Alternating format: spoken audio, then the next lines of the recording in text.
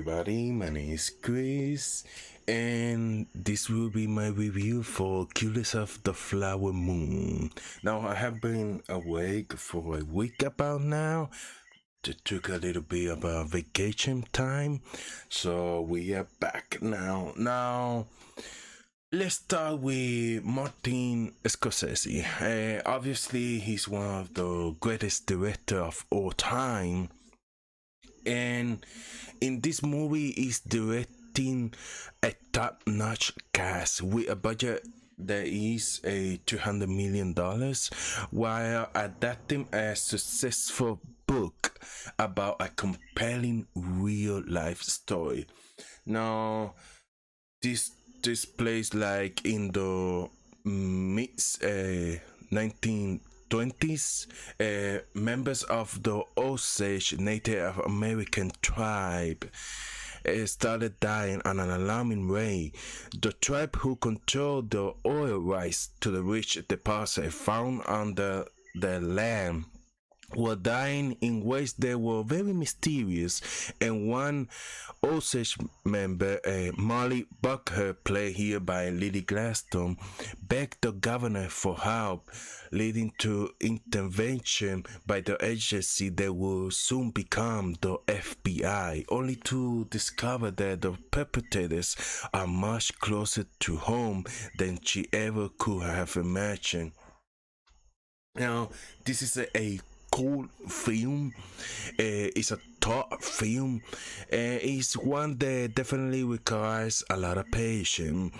I would say that like the first hour to an hour and a half, it does have it's a slow movie.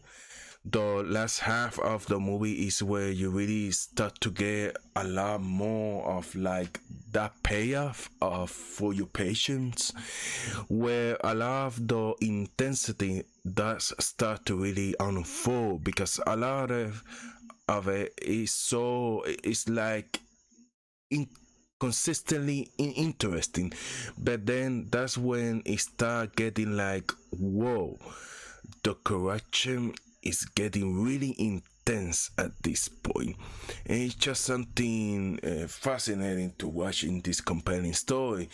But let's talk about the performances really quick. Now, obviously, Leonardo Dicaprio, the star of this movie, he plays a guy named Ernest, who meets up with his uncle, played by Robert De Niro, who is the villain of this movie. He's someone who likes to pose as a riches and a man for the people, and like, I'm not like these other white people.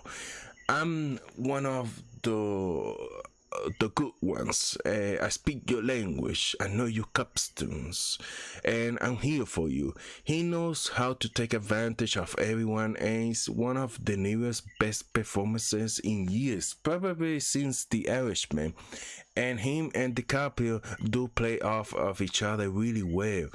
It's a really twisted type of because he's his uncle, but it's more of a father-son dynamic, and it's something that grows and flows around throughout.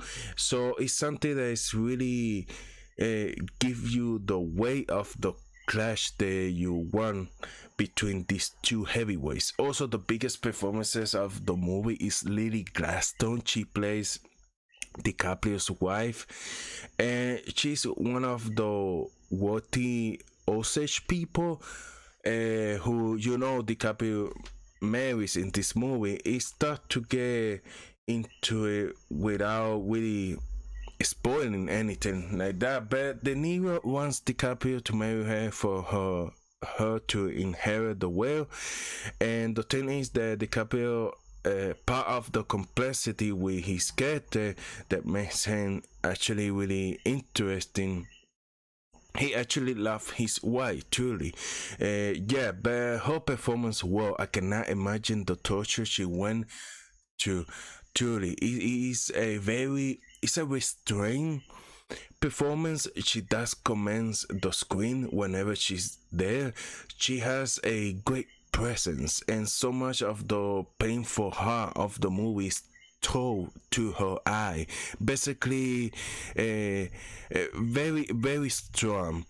There's a great like there's a great cast here all around. And what I love about the casting in general in this movie is that I didn't recognize like 19% of them.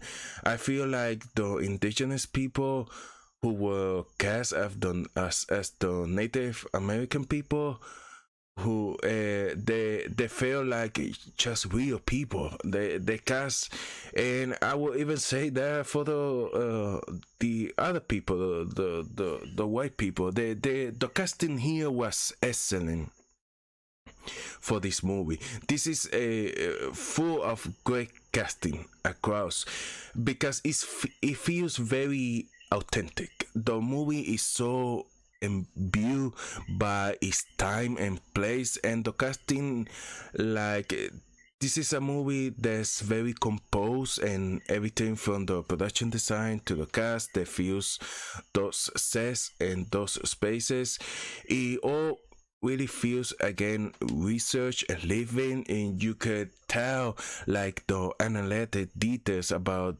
this capturing this period piece to the point where you do feel like you kind of plug in time in one of those harshest ways you can imagine, because there's nothing like flowery about the way its emotionality is expressed. The camera just lingers on scenes. There's a lot of great scene work here, a lot of great performances, a very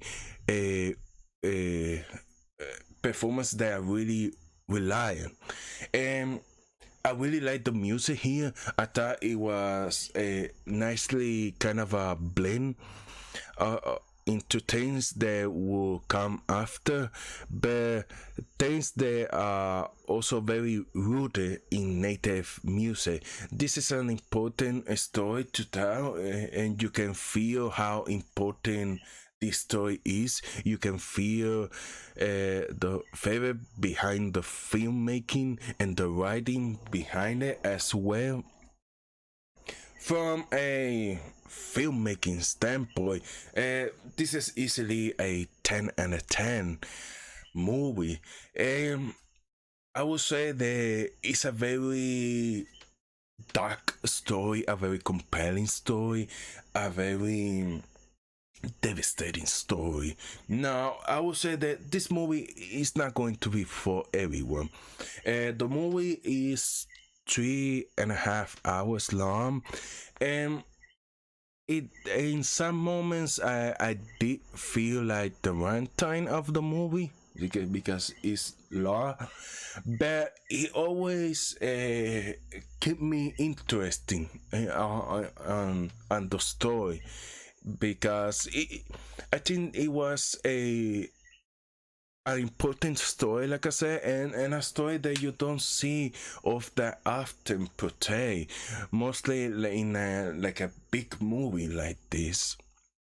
So I said that cinematography was excellent. Martin Scorsese's direction, it was stunning. I think this is feels like Martin Scorsese's masterpiece. He always worked with Leonardo Dicaprio and Robert De Niro as the lead for his movies, but here having the two of them together, I think they play off each other very well here. And Lily Gladstone, I mean, she's basically like the heart of this film, and I think it's a movie that you have to see at least once, just because of the story and the performances, because it's such a hot story. But definitely go and see it.